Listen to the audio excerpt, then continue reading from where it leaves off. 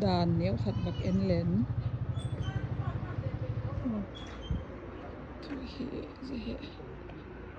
join directors Betty Farm thì cái chữ số này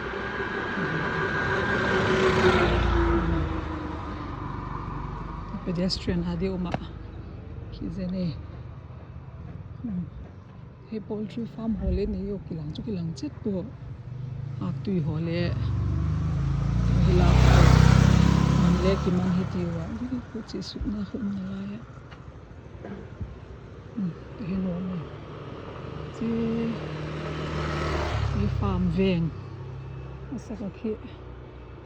Presbyterian Caution bikin rumah mulai farm veng 1985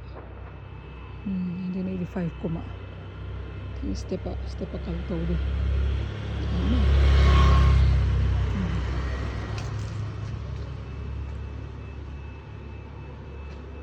farm veng mulai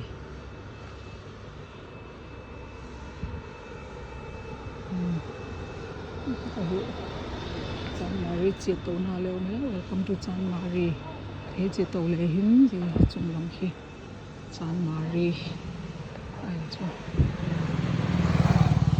in hoi tak ne yum vel gam ong le you know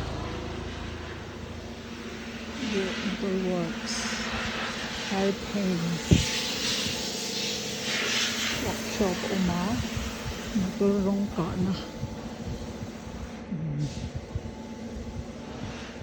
le hi population le tamlo ka chu lampi ni che di le tamlo hi gari tai le tamlo in tin traffic jam chu lo khop mai lung le hi le tak pathin farm veng pathin kolte le on ko che zeling ka tin khale ram thar lam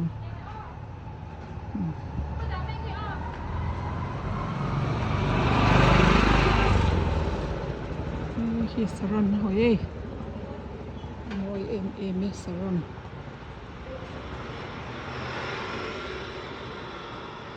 nani hoi thiyo farm veng saran lung chi chum ne hoi khop mai oi here hello welcome to Chan Mari chị tổ lên Chan Mari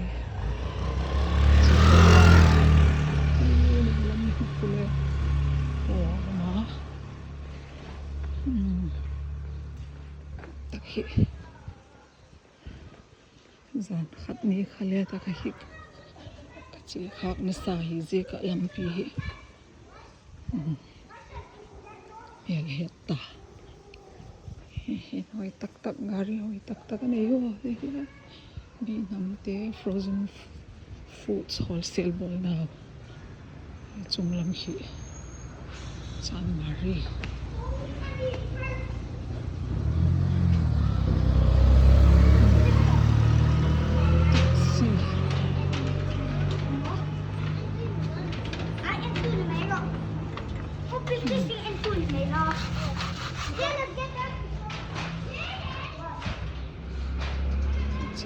zel len to wang tan ko chi na ding hi ka loi te wang thara an me la ti wa ne che kai hi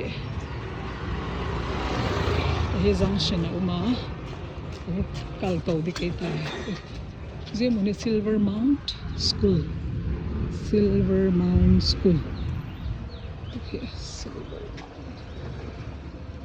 Silver Mount School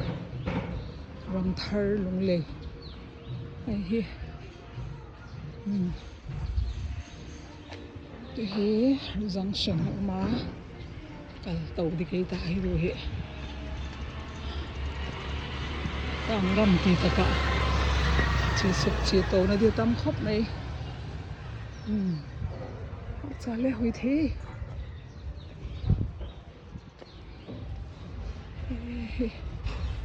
như khai chứ Silvermount School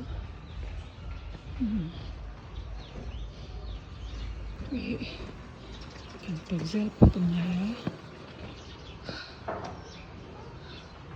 Tintang kalek Tim gop to da nei lam to Him suk lam to atama Tu cũng nai ram thar hita Ram thar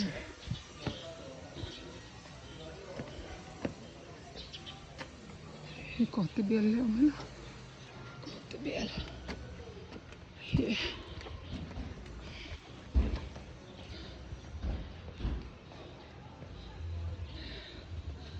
Ngole Dua kila hoye Go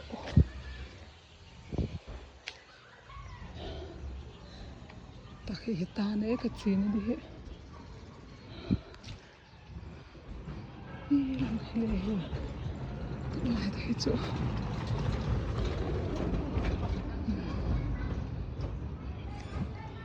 Tung kita he Ini om mami Hey gron thing Răng ê lấy cái tí chút này em Ôi ôi ôi ôi khai khai khai khai Ai chưa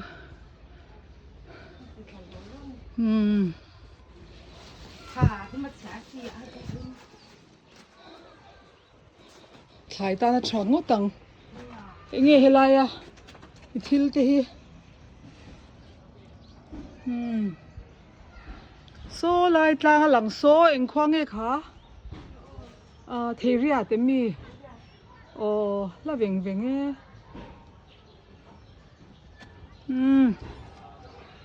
na me in lang liang Ne chat nak lain. Ni ar in seven limte.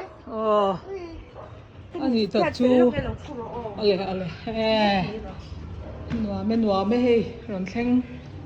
hei le ta khan khuya nge arini saka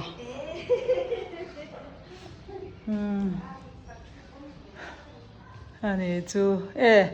ta khan em mi mami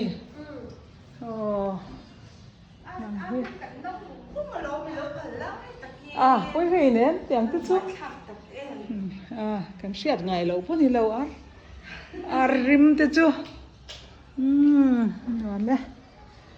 nói nôn cái tung ta phải phát đó lẽ